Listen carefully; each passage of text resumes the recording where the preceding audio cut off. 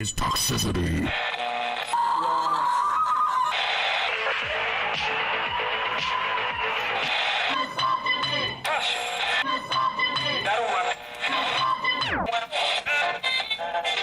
You should not listen to men's rights advocates if you want to know what they have to say.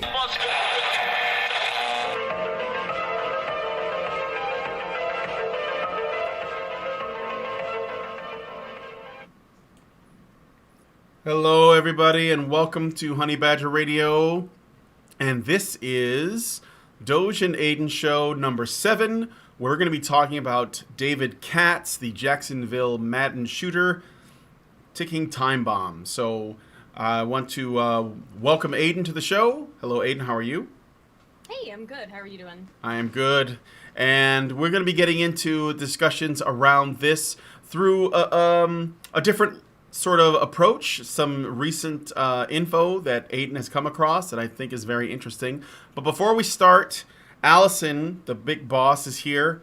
She wants to say a few words and then vanish into the ether, I think. So, Alison? Yeah, basically, I'm just here to say a few words just to explain Honey Badger Radio's policy when it comes to any kind of drama that's outside of our purview. I want to state that, for the record, we take people for what they bring to the show. So if somebody is volunteering as a co-host, we take them for the contributions that they give to the show, regardless of what is going on in the outside of this sphere. So I just wanted to make that perfectly clear, that personal drama of any sort is irrelevant to how we judge or approach working with the people involved in helping us out. And with that, so I want to thank Aydin for coming on and once again volunteering her time to talk about these topics. And I'll bring it back to Brian. All right. So there you go. Thanks, Alison.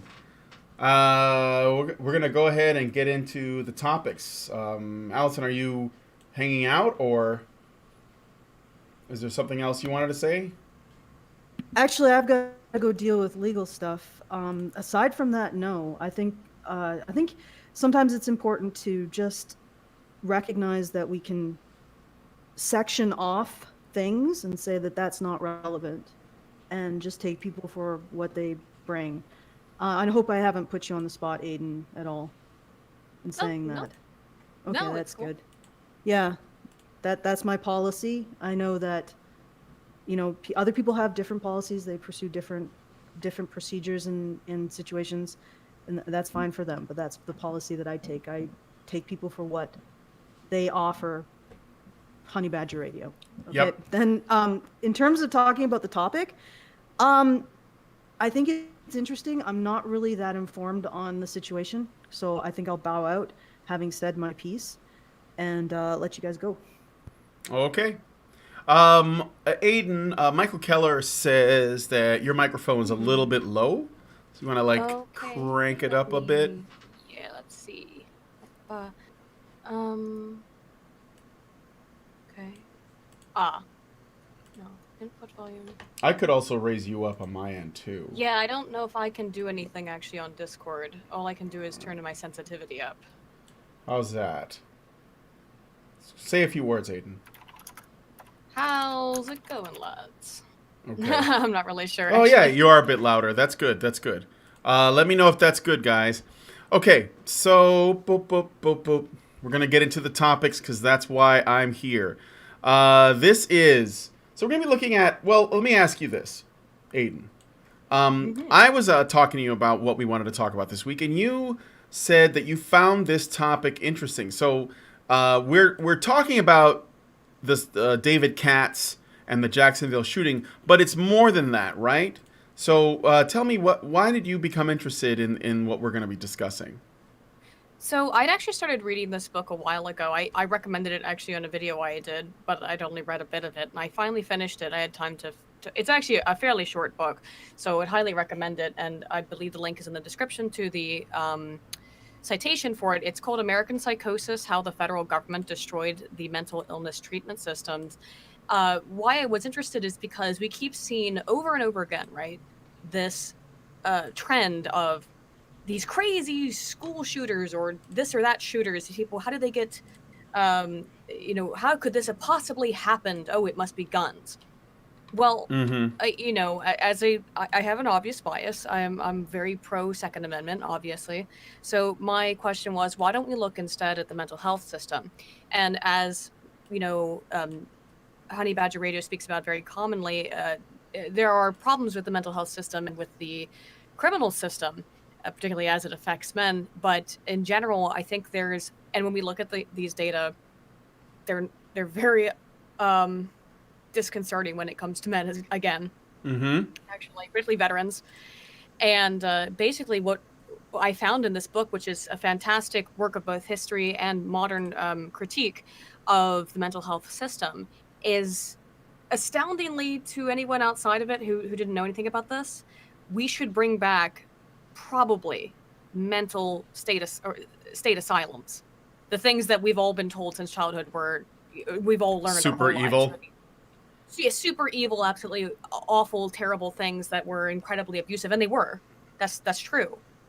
But in the long term, I think that if we had systems like this, and based on not just the information in this book, but based on historians and tour guides and local people I've spoken to when I was conducting my research on mental health in West Virginia, I think really these asylums and some of the things that we might find archaic or negative because they sound that way, and because of how the mental health system or the state mental health asylum system has been portrayed, are actually things we should look at again as potential options so we don't ever have to see so many David Katz's ever again. Now, okay, so let's talk about that for a second. When you said that about asylums, what popped into my head are the sort of the Hollywood portrayals. Now, I'm not going to assume that Hollywood portrayals of asylums are the only source by which we get these negative views about asylums. They're sort of people reproducing the same visions. But what I did like pop into my head was, you ever seen Sucker Punch? It was that movie, but it was, oh my God, I hated that movie. But they did that with the asylums. Yeah, they did that with the asylums. The style is neat, but yeah. Oh, yeah, no, it was stylistic, but it was just a bad story with bad acting. Those women were really bad in that movie. But anyway, they did that. The asylum thing is often treated as sort of like a house of horrors, and the idea of invoking even the word asylum makes people think that it's a place where, crazy people are thrown in a room and they're essentially neglected and treated poorly. And as you said, that may have been going on. But then our knowledge about psychological disorders or psychology is actually, it's pretty limited, isn't it? Like, it's a pretty new science, right? Yes, particularly medication is a very new science. I actually, when you mentioned that, I have a couple quotes here. So the way that we come societally across this perception comes from Michael Gorman's New York Post, it was in Life magazine, 1946 expose on the conditions of mental health hospitals. He specifically looked at the Oklahoma State Hospital. He described it in his expose as making Dante's Inferno seem like a country club, more gruesome than the Black Hole of Calcutta. He described the patients as groveling about the floors and wards sans the slightest stitch of clothing. Now, this is the stuff that was posted in Life and in 1946, and then in Reader's Digest in 1948. He was given a national forum for this. And in fact, his expose was, and he as a person, ultimately became major driving forces behind the National Institute of Mental Health, which was originally established in its most infancy by John F. Kennedy. And there's reasons for that, too. John F. Kennedy's sister was mentally ill. Yes. And I was just, her name was Rosemary. Sorry. Yeah, Rosemary, right. That was in the beginning of chapter 7. Do you mind if I read that? Because that's actually kind of cool. The chapter 7 intro is just like a good overview. In the fall of 1941, Joseph Kennedy arranged for his daughter Rosemary to have a lobotomy. He did so because she had become psychotic, was behaviorally out of control, and was in danger of becoming pregnant. The operation was a disaster, leaving Rosemary profoundly brain damaged. 20 years later, Jack Kennedy assumed the presidency and authorized a new mental health and retardation program to honor his sister, although he never publicly acknowledged her connection to the program. The program involved closing state psychiatric hospitals, shifting outpatient care to federally funded community mental health centers, and preventing mental illnesses. As implemented, the new federal program effectively lobotomized both the existing and the emerging state mental health programs. The federal program has been a disaster, and the current chaotic, dysfunctional mental health system is, in one sense, Rosemary's Baby. Yeah, that's a pretty good line. Yeah. I said it's a good book, guys. The thing with Michael Gormand, too, the guy who did this expose, not only had he had some psychiatric problems of himself and therefore personal experience with the mental health system, which again was not perfect in any sense of the way, or in any sense of the term. At that time, yes, they did lobotomize people. They shoved ice picks up people's eye noses. sockets. Oh, yeah, up their eye sockets. Yes. But Michael Gorman was also a communist. Mm-hmm. As were many of the people who were involved in the creation of MINMH. So there was a political slant there from the beginning. And their political slant was as such. It comes partially from Freud's psychology, which is that mental disorders arrive from a struggle or problem in early childhood development, almost exclusively, and that they can be prevented. So it's kind of like this blank slate kind of approach. Yes, right? it's like a this tabula is just rasa. Socialize it back in, or sort of like, they can be repaired through sort of social constructive means.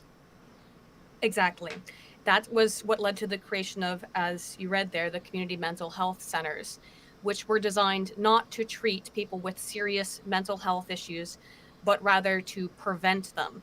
So what they specialized in was people coming in and talking about their problems with their romantic relationships or with their job, not for people who had severe mental health disturbances, like in the case of David Katz, apparently schizophrenia. Mm-hmm.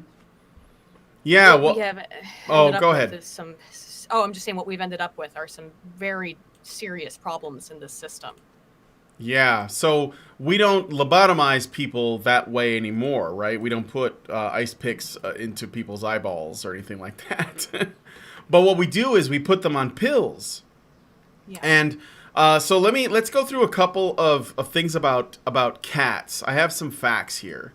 So Katz, for those of you who don't know, he was a esports professional Madden player. He would go to these Madden tournaments, and he, was very big in that scene. And there was a tournament going on in Jacksonville, Florida, right? And he lost some matches, left the building, came back with a couple of guns, and shot the place up. The guns were bought legally. He had laser sights and everything. He managed to wound, I think it was 12 people, and he killed 2, and then he killed himself. So he didn't do very well. Well, didn't he buy the gun in Maryland? Yeah, he bought it in Maryland, but he got them legally, yeah.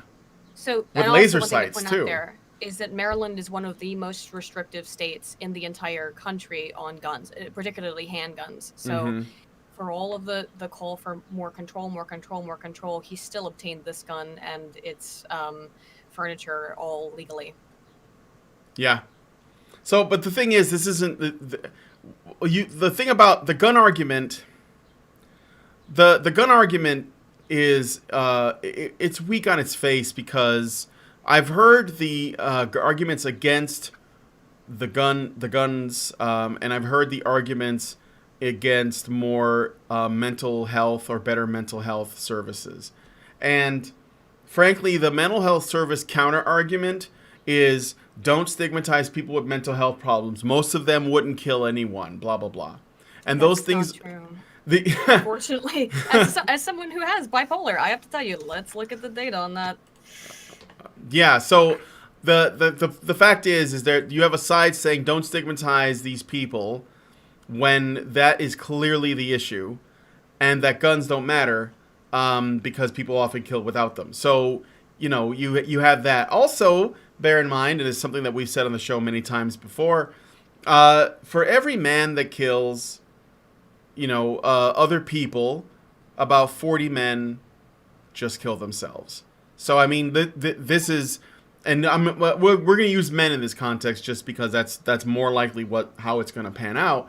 And so this isn't an issue of, the gun thing is secondary. It is, I would assume, a mental health issue, but there are also other factors. So the thing about Katz is, his parents were divorced when he was 12, and the divorce was so acrimonious, there were so many problems, that both parents had to have a court-appointed guardian assigned to David Katz, who was 12 at the time. He was on antipsychotic meds as a tween, I guess you could say, to treat schizophrenia, and he was placed on 2 antidepressants, which, according to his father, posed a significant and unknown risk to children, according to the side effects. His mother wanted him on stronger pills. They were sort of divided on how to deal with his issues. So his mom wanted him on even stronger medication for his schizophrenia and depression, and his father wanted him to attend a support group for middle schoolers instead. I think his father was hoping to get him off of the pills completely, or at least sort of, create additional systems of security, so he wasn't just on meds.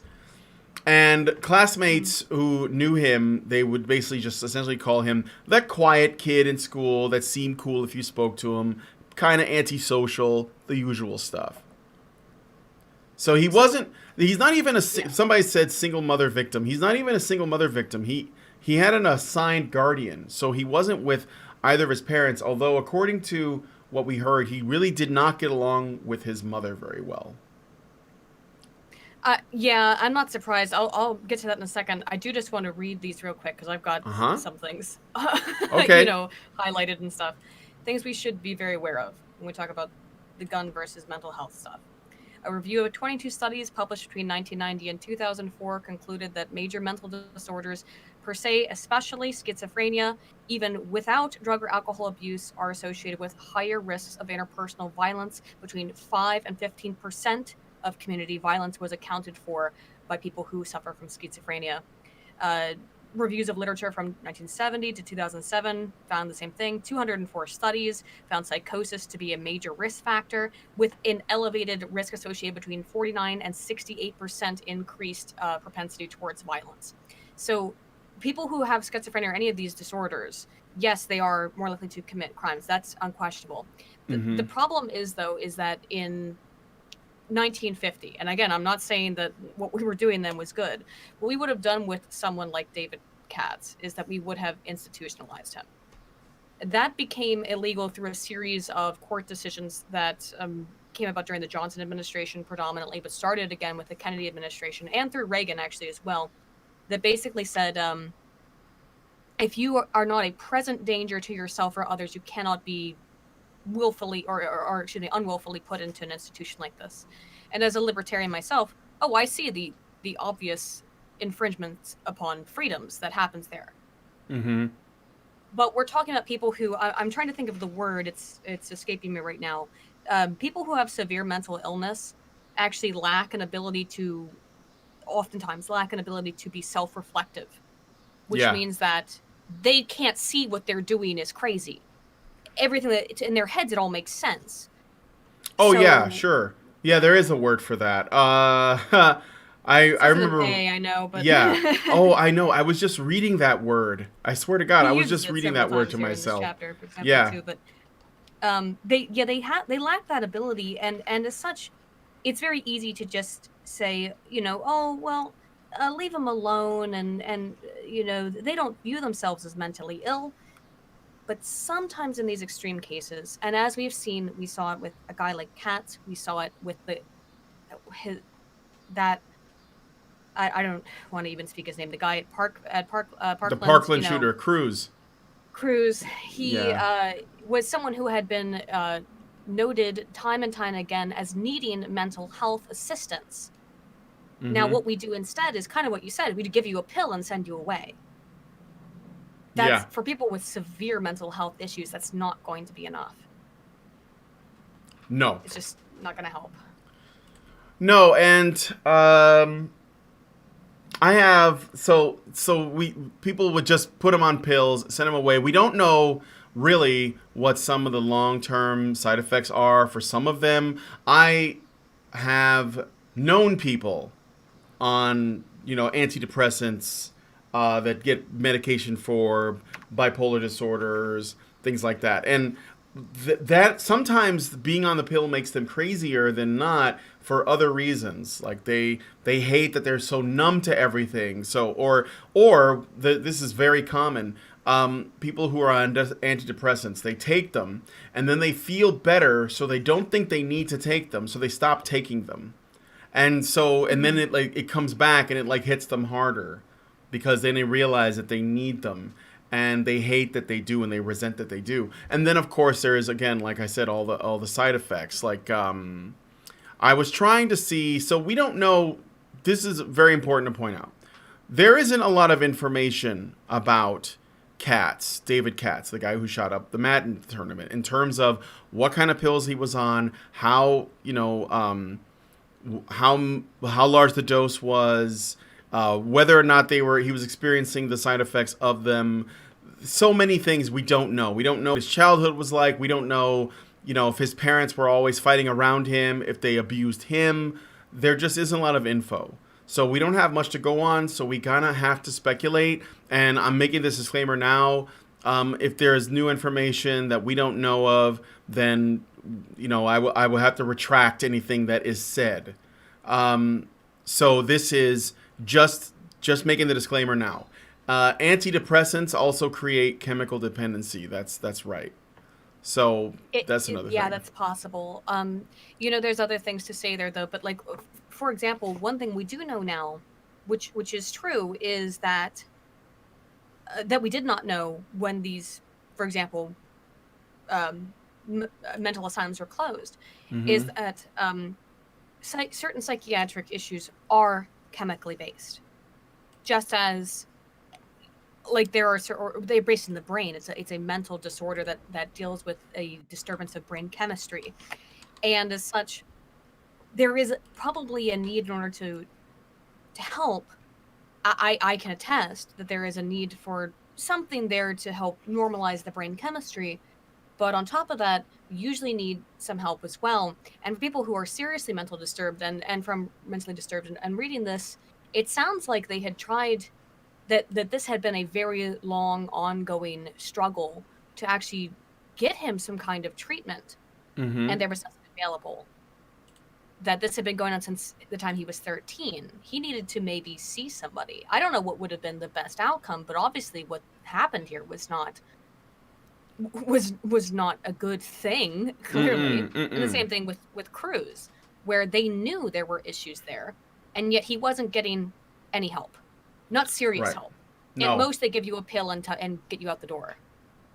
Right. Definitely in the Cruz example, there were multiple systems that failed him every step of the way to the point where he ended up shooting up the school.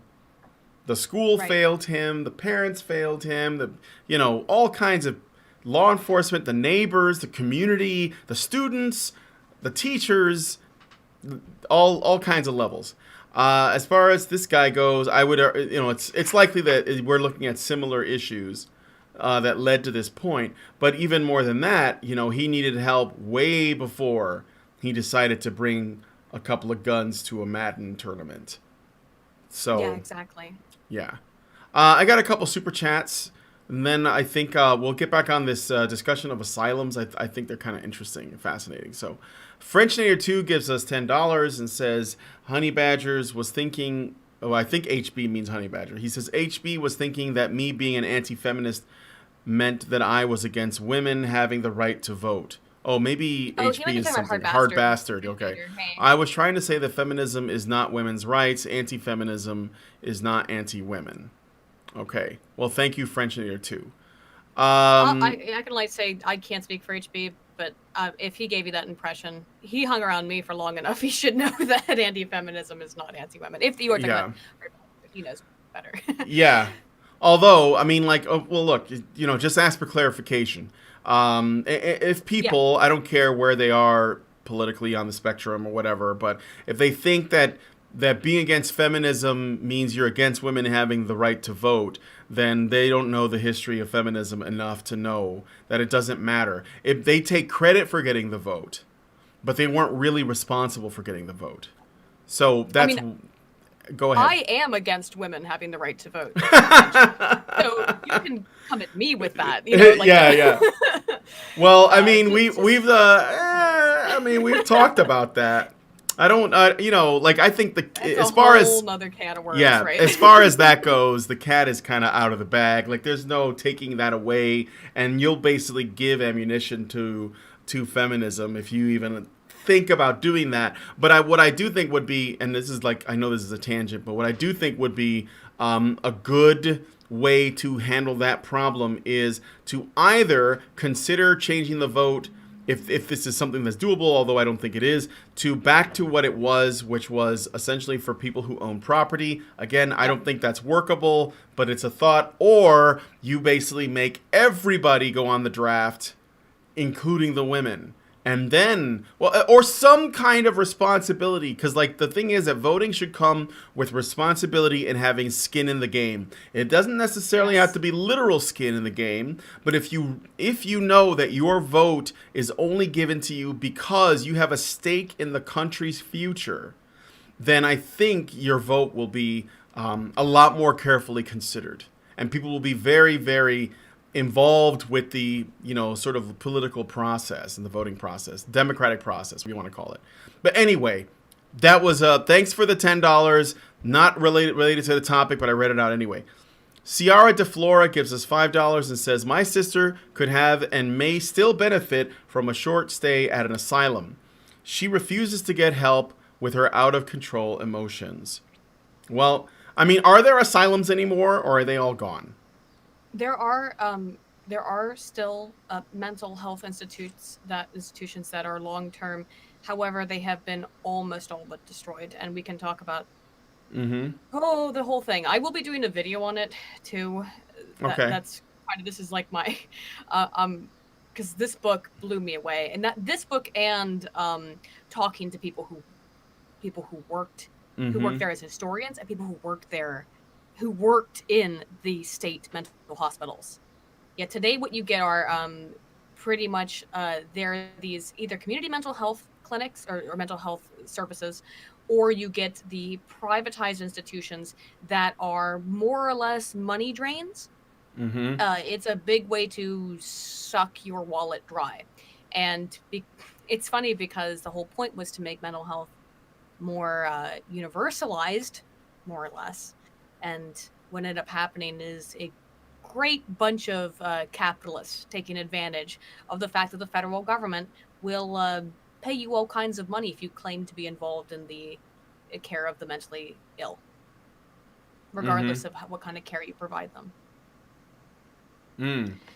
Not good stuff. No. Okay. Hoki Bukisa gives us $5 and says, the Madden guy just needs to be executed. No reason to think about it too much. Just unceremoniously executed. I don't know if you know, but he killed himself. So that saves us a bunch of tax dollars. Am I right? And Frenchnator 2 gives us $5 and says, Hard Bastard said that he supported the second wave. I said feminism was never needed. Make the vote volunteer based. Well, we know next time you're on one of his streams, you should pitch him a book called The Feminist Lie. It Was Never About Equality by Bob Lewis. It's really great. You can even send him a link to a video by Barbara For You. Okay, you do it then. There's a video. There's a video by Barbara For You to See. She is a great YouTuber who I met at VidCon. Barbara For You to See. She's from Slovenia or something. She did a video review of the book. So yeah, check it out. And I also had Bob Lewis on the show, the guy who authored the book, and we talked about the history of feminism for a while. So maybe you should just do that. But anyway, where was this? Really quickly though, I pulled this up in response to that about the economic interests. So this is Dr. Fuller's short sort of summation on the issue about the privatization stuff. The nursing home industry and boarding care home industry have greatly profited from the discharge of hundreds of thousands of psychiatric patients whose community care is then paid for with federal funds. 2/3 of nursing homes and almost all boarding care homes are for-profit operations. So what we get is, again, and I'm obviously a fan of capitalism, but what we have right now are a lot of private institutions. Nothing now at the same time, don't get me wrong. The federal government dumps massive billions of dollars into this industry. And yet, all of the long-term care homes pretty much are privatized. They get federal supplementary income on top of the fact that they have to pay to be there. That doesn't sound like capitalism to me. Not it's not the true free market now, is it? No, not if they're getting money from other people. And also, that doesn't sound like capitalism. So, and also capitalism is about, at the end of the day, it's about, contracts, right? So you're promised something, you give them something for the something, you have to get the something. So if it does turn out to be a financial drain, then maybe you're not getting the something that the contract says you should have gotten. Right. It's like, I've got the data right here. Here's an interesting thing. Brian, what state do you live in? Illinois? Illinois. Okay, so the total adult population of Illinois at the time of the publishing of this book is 9,733,000. 1/3 of which live in Chicago. And adults with severe mental illnesses who should be on assisted treatment outside of that is 5,000. That's from one of pretty much the most stringent of estimates. Oh, the word also for being incapable of understanding you have a mental deficiency, essentially, or mental health struggle is called anosognesia. Oh, yeah. A-N-A-S. Oh, fuck, I can't spell. A-N-O-S-O-G-N-O-S-I-A. There you go. Eggnog. I know what you're talking about. Words are hard. Yeah. If I had it in front of me, I could totally read it. I even read it out a couple times. It's basically when crazy people don't think that they're crazy. Because when you think about it, it is the way that you're perceiving your world. So it's affecting your choices, right? And that's about 1% of people.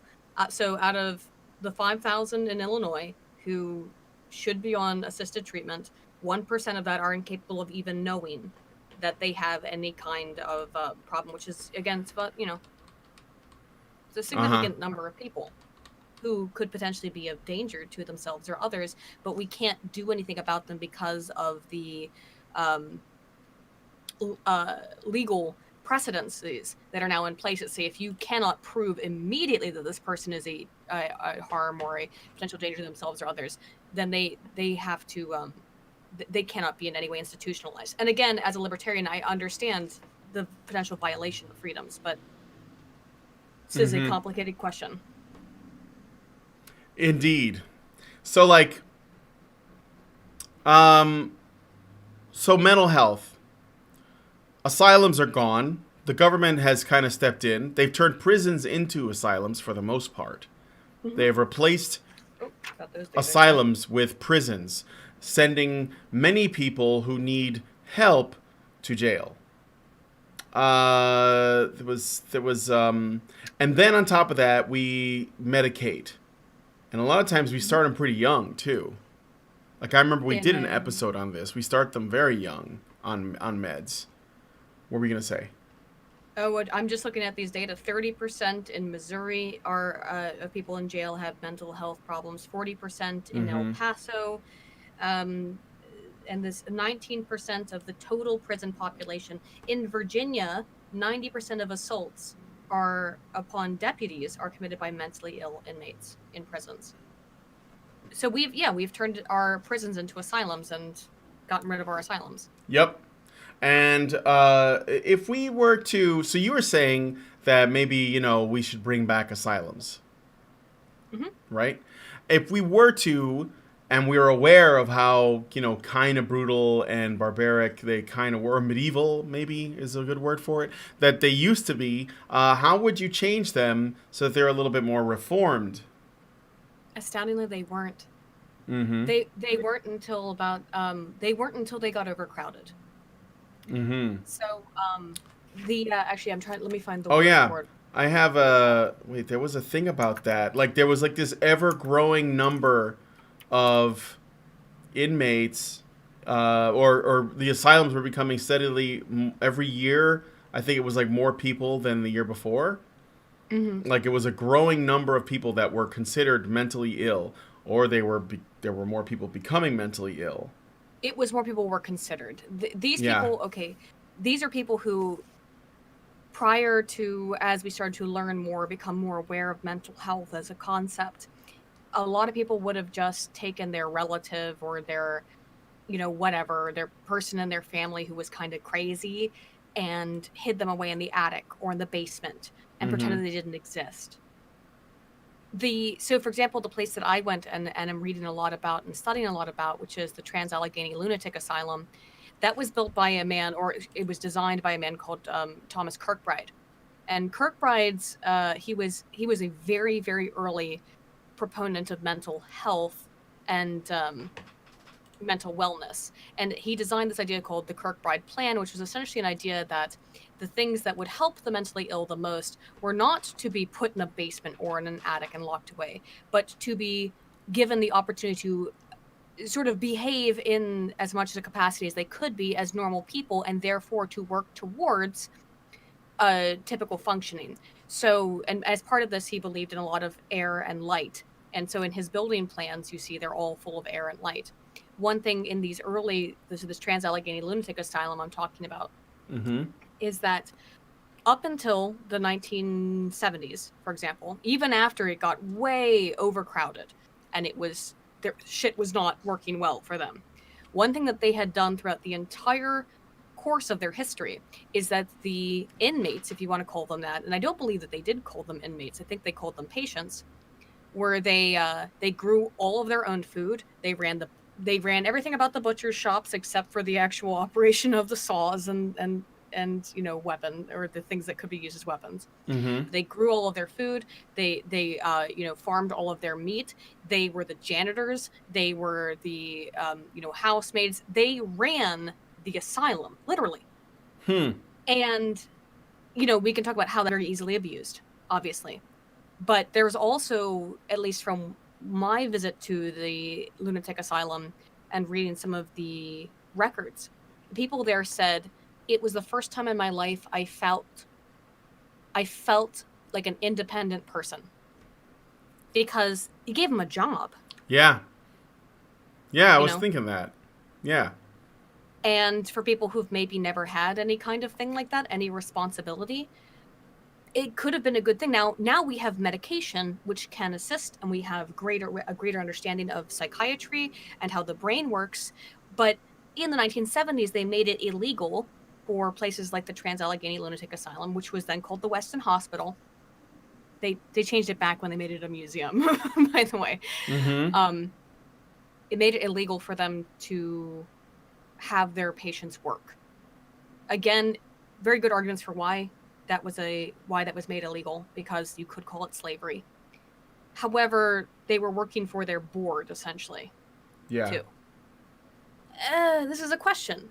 If we had the modern day kind of medication and understanding of psychiatry, and you combined it with this old school model of light and air and working and being a functional member of society in a very closed off, kind of like treating it like a micro community, training that wheels. sort of, yes, yeah. But you treat like the asylum like it's kind of like a not like a prison, but like a microcosm of like a little community. So there are people that work within it, and they do think those who are high functioning enough can like do that stuff. Maybe even help others who are in a worse shape that can't help themselves. I don't know. Right. And that's how it was, is that, what does the word asylum mean? Safety. Yeah, so we have this kind of perception now that asylum means a good thing in some contexts and a very bad thing in other contexts. Mm-hmm. And again, I'm in no way supporting lobotomies and old school ECT. It would have been electroshock therapy. Now we call it electroconvulsive therapy. And it works, by the way. We still don't exactly know why, but it still works. But we don't dip you in water and do this crazy shit they used to do anymore. So If we had the same kind of structure, but with modern treatment, I think it would really reduce the prevalence of shit like this. Uh-huh.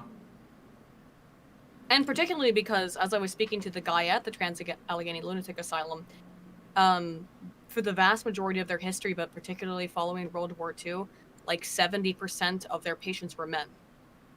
Mm-hmm. Sometimes more. So, you know, and that because it tends to be who we forget. For sure, that they're ones who usually slip through the cracks. Just like, you know, men make up 70% of the homeless. And what percentage of the homeless also have mental health issues? 60%. Yeah. So, I mean, it's mostly... Sorry, I was looking at the number right there. Yeah, because that's right. The homeless tend to be mentally ill, and they also tend to be men. And, you know, here's another statistic. This is from the book that I put in the low bar. It's called, again, for you guys remember, American Psychosis, How the Federal Government Destroyed the Mental Health Illness Treatment System by E. Fuller Torrey. There's a paragraph here in chapter 7. I'm going to read a little bit of it because this is sort of related to the thing we're talking about. Many calls to law enforcement are to transport mentally ill people to hospitals. So they use the police to take the mentally ill to hospitals. In Corvallis, Oregon, I hope I'm not butchering that name of the town or city. In Corvallis, Oregon, for example, the police handled 30 police officer custody cases in 2001. So 30 in 2001, 58 in 2002, 113 in 2003, 140 in 2004, and 162 in 2005. Do you see that number going up? In North Carolina, where state law makes county sheriffs responsible for such transport, the shortage of beds caused by the closing of state psychiatric hospitals has put an intolerable burden on the sheriffs. In 2010, 100 sheriff's departments reported more than 32,000 trips last year to transport psychiatric patients for involuntary commitments. 14 sheriff's offices reported having a deputy wait with a patient for 5 days or more until a bed in a psychiatric unit would become available, or come open is how they would specify it. This is page 121, in case you want to look at it, Aydin. But and yeah, I got it. yeah. The problem is though, and yeah, I'm looking at it, but that's because we closed the state mental health institutes, and we opened these community mental health centers, and we provided 1, no aftercare, and 2, we made it very easy for people to essentially game the federal government and the money that they were giving to create these. Now, I'm no fan of the state, obviously, but they're basically allowed to do all this private stuff, and they get funding from the state, and that's what we're getting in exchange for this. That's why now, I mean, I'm moving to a new place, so if I want to find a psychiatrist here, which I will have to do because I have to have my medication, you know, monitored. Yeah. As everybody should, and if I don't think there's any shame in it. I think that's a whole part of it, is being ashamed of having a mental health thing. Is that, don't be ashamed. It's okay, right? You moved to Morgantown when I moved to West Virginia, right? That's not okay, and that's the kind of thing that we're dealing with here, where we have to try and at this point there's no help. There's no opportunity for these people to get, you know, the help that they need. Yeah. Yeah, for sure. The stream went offline. No, it's coming back on. It was just for a moment. Okay. My only point again, just to restate. People are joking, saying that Mundane Mad flagged us. Oh no. Joking. I just want people to get the help they need, and again, this does make it difficult when we don't have. I don't want people to be institutionalized. I'm not calling for that, obviously. But, for example, the number of homeless people we have in this country who are mentally ill, the number of homeless people who are men, when you look at that sort of interaction, we have a ton of people who are not getting the help that they need. And they can't get it. Because if they try to, here's what happens. You go to the hospital and you say, I feel suicidal, they're gonna put you on a waiting list for 6 to 9 months. Yeah. And it's that's crazy. That's crazy. But You're that's not gonna make it. Well, it's not good. No, it's not. I got some super chats here. Let's see. Exploding Prinny gives us $5 and says, was anyone else amused by the attempts of bloggers and media to attribute the shooting to violent video games without having a violent game they could pin it on? What are you talking about? Football is totally violent. He should have done a mass tackling. That's what instead of a mass shooting. Ciara DeFlora gives us $2 and says, hey, you said Corvallis right. Have a cookie. Okay, cool. I did say it right. Awesome. I'm on. Try Twitch, guys. Is there problem? Are there problems? Yeah, like the YouTube is being goofy as shit. So I'm gonna go and see if it's running on Twitch. Okay. Let's see. Yeah, it seems to be going. Hey, this is interesting. What's up? Some mentally ill inmates given medicine and immediate jobs and appointments led to a dramatic drop in recidivism. So see, when you give people a structure, but they still had to stay in the jail at night, essentially, you give them a kind of structure and some medication and some psychiatric help. Oh man, maybe that has a positive impact. All I'm saying. Yeah. Again, it's like you help people, and the YouTube came back on, though it's low res as fuck, but that's okay. It's just still image anyways. Yeah, we're back up. Okay, so anywho, we were looking at the book and also the Jacksonville shooting case, mental health. What kind of services can we change? How can we make this better? And also, because this does concern men, they are the boys in particular.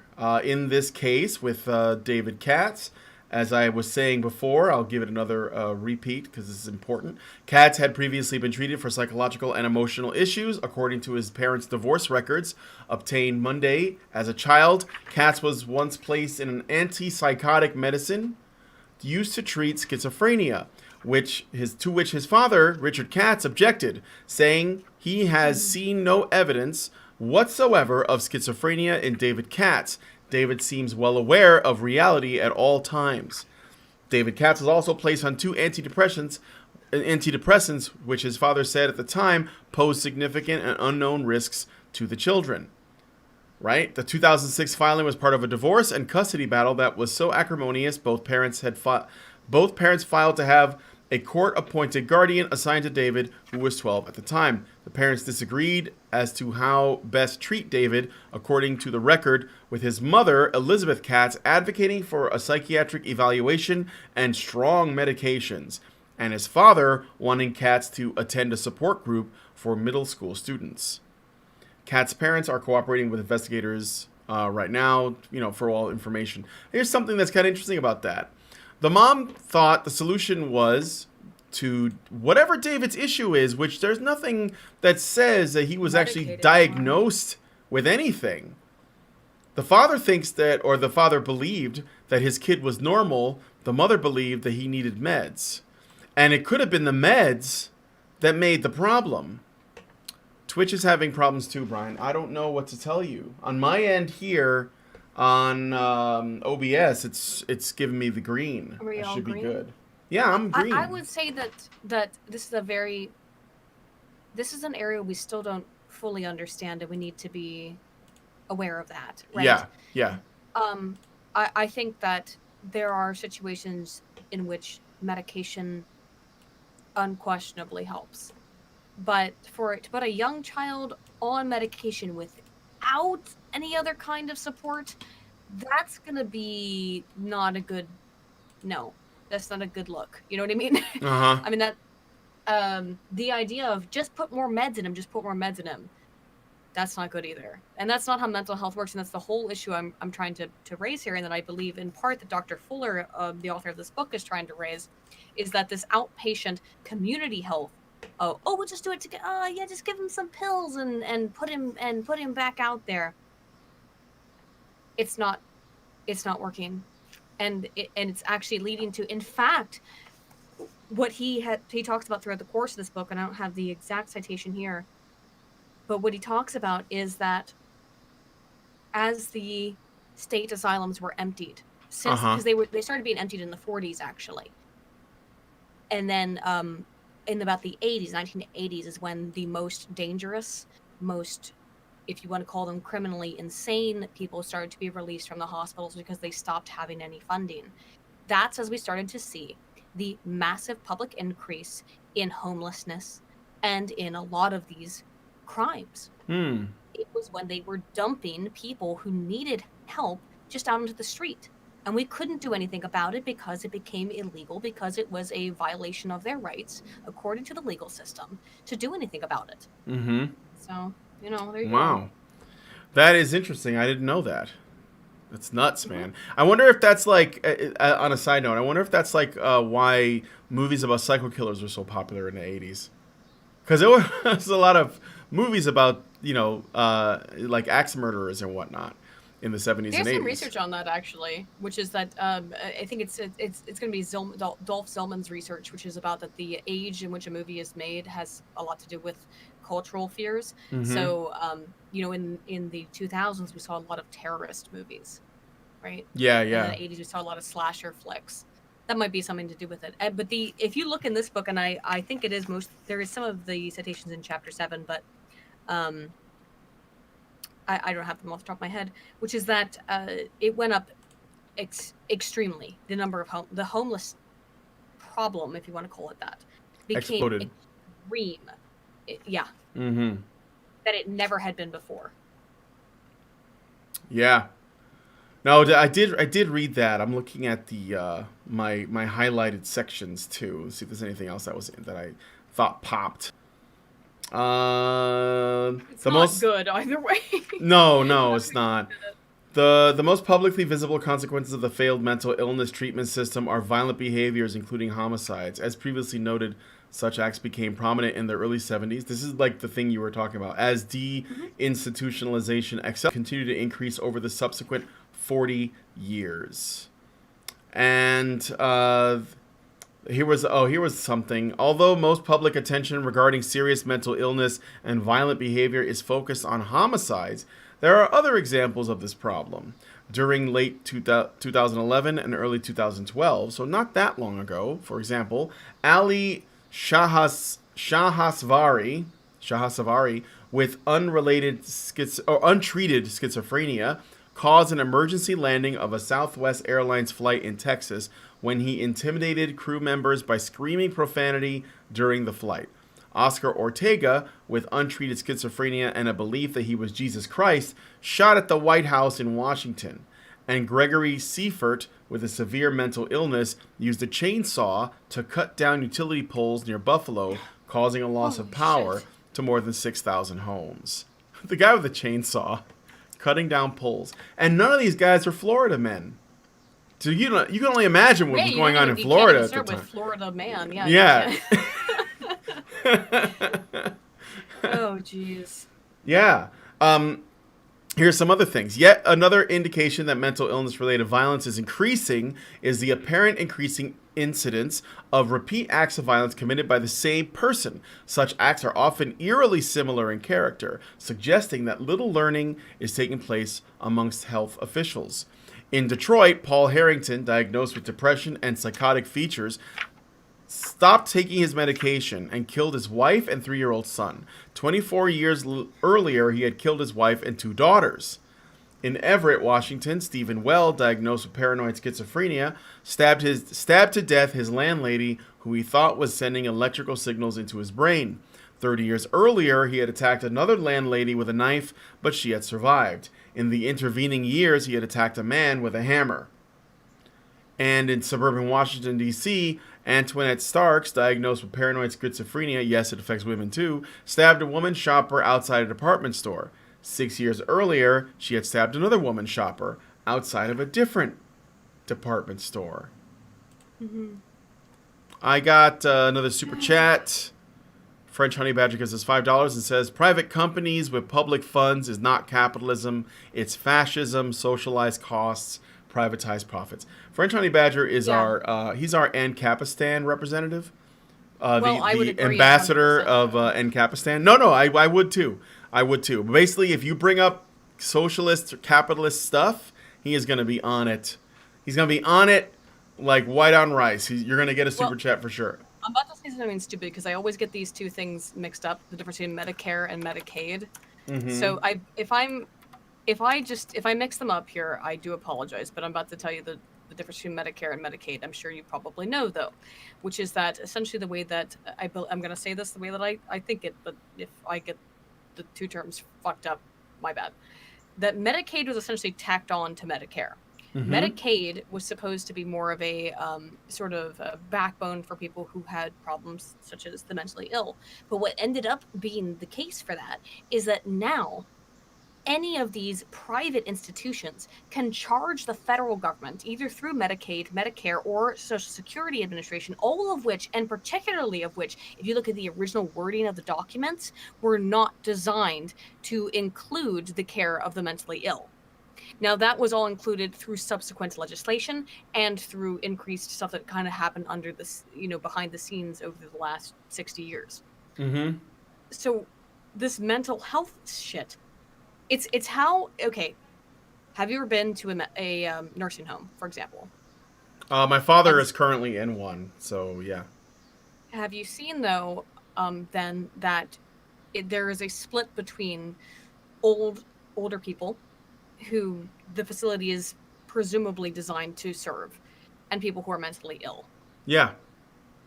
That was never intended to be the purpose of Medicare and Medicaid. Mm-hmm. And in fact, the conflation of those two things is how a lot of these nursing homes make a ton of money, because they, in some ways, exploit the federal government and their willingness to pay not just for the elderly through Social Security, but also through through Medicaid and Medicare. And so essentially we end up with all of these private institutions charging people money and receiving money from the government at the same time. Yeah. And not providing any real standard of care simultaneously. Yeah, well, you're getting money from the government. Why have standards? Yeah. And also, if a lot of these facilities are in on it, or people think it's their only option, then again, why have standards? When I was in the hospital, last year in December, I went in for my operation, right, to remove the tumors. And for a period of time, I was just talking about this with my wife. For a period of time, I had to share a hospital bed, or not a hospital bed, a hospital room with another guy. Yeah, with another guy who was clearly homeless and definitely mentally ill. Like, he was screaming and cursing at the nurses, and just a real, he pissed himself in defiance because he was arguing with them. It took 3 or 4 women. He was a big guy too, tall and, definitely, physically large, right? And it took 3 or 4 women to hold him down. And I was sharing a room with this guy, and all I was trying to do was, get through the night alive. And this was really frightening. My wife told me a story when she was young. She had to go to the hospital for an operation, and they had her sharing a room with this crazy woman that thought the nurses, were out to get her or something. And she pulled the IV out of her, all the IVs and tubes out of her arms, because she wanted to escape, and she was trying to get, Lindsay to come with her. So it was they were just throwing crazy people in rooms with us. It's pretty crazy. That's the problem right there, right? Mm-hmm. Is that these people, they need help. They are not getting help because of how we have changed the mental health system. And I know that, again, from an outsider perspective, if you had not heard the conversation that we just had over the course of the last hour, and you heard me just say, bring back state mental hospitals, you go, oh God, you want us to tie people up and do lobotomies on them? No, it's a very complicated issue. And the fact that we do not actually give people mental health. This is the whole thing, actually. This is, I think, Dr. Fuller's main beef in his book, is the idea of mental health versus mental illness. That the community mental health centers that were created by NIMH and that have been supported by the federal government in the United States over the last half a century are about preventing issues. They are about mental health, of making people feel better. Don't feel depressed. And by that, I don't mean clinical depression. I mean subclinical depression. Don't feel sad. Don't feel anxious. Meanwhile, the people who have very serious mental health problems like schizophrenia, serious cyclothymia or bipolar disorder 1 or 2, any of these kinds of very serious mental health issues, they are kind of just left by the wayside. And for particularly bipolar and schizophrenia, yeah, they need to be addressed seriously. If a man has schizophrenia or bipolar and ends up on the streets, he doesn't have a men's health or men's safety shelter he can go to. Yeah. That's specifically designed for him. Women do, but men don't, for the most part, with a couple, very, very few exceptions, right? There's nothing you have. You can't even stay in many, even homeless shelters as a man. No, that's why a lot of times the homeless are on the streets. I mean, we do have homeless shelters, but usually the women get priority, and a lot of times the homeless men are the ones that give it up. They actually like give up their spot for the women. So, but okay, so it's been an hour. I think we should wrap up so we can do the after show real quick. So, I want to get you guys' thoughts. Here's what I want to do, because I know that I noticed I was watching the stream health, right? And it was mostly in the green, but there were 2 or 3 points. I want to say three points or so where it went into the red for you guys, but on my end it was fine. So we just kept going. So what I'm going to do is I'll see how it looks after it uploads. It might go through okay. If not, then I have a recording of the video. I can just re-upload it as its own video, because I think it's actually really good stuff, and I look forward to Aydin's video on this too. So let me know what you guys think. If you want me to re-upload, I have the recording. Just leave me a comment, and I'll definitely do that. Meanwhile, we're going to go in the after show and keep talking about this and any other things of interest that come to mind. And yeah, and do you have any other final thoughts on this topic before I take us out? No, all I can say is, guys, if you get a chance, I think it's only like $20 on Amazon. Please check out this book. If you have any interest in the mental health system, it is illuminating. That's all I would say. Yeah. Fantastic book. Check it out. It is. From what I read, I read through chapter 7 only just to prepare for the show, and I like it. And it's actually, like you said, it's not a super dense or super long read, and it's very informative. But he's got he's got tons of statistics, which is why I like it. He's just he's stats after stats after stats. So if you like that kind of stuff, great book. All right, guys. Well, that's it for us. I'll see you guys very soon. If you want to join us in the after show, you don't have to become a patron at www.patreon.com/honeybadgerradio. We'll see you then. Thanks, and